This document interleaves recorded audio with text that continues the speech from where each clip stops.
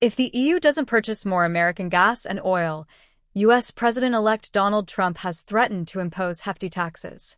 "I told the European Union that they must make up their tremendous deficit with the United States by the large-scale purchase of our oil and gas," Trump said in a post on Friday on his Truth Social platform. "Otherwise, it is tariffs all the way."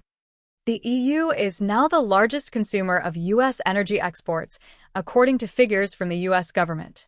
Trump's tariff proposals.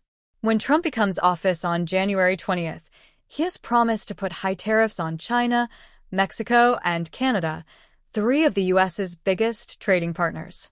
Such a broad action may have significant effects on the world economy. He has also stated that if Europe doesn't take further action to reduce the trade imbalance with Washington, it might expect to pay a premium for the items it sells to the U.S.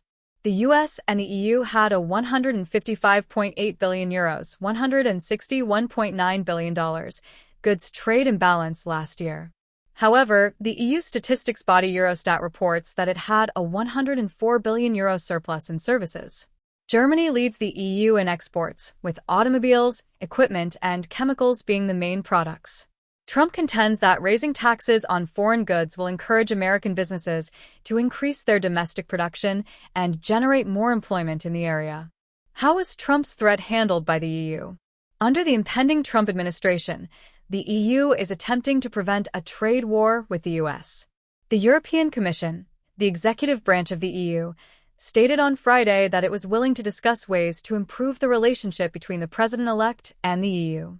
"The EU is committed to phasing out energy imports from Russia and diversifying our sources of supply," a spokeswoman stated, adding that the U.S. also benefited from a substantial trade and services surplus vis-a-vis the EU.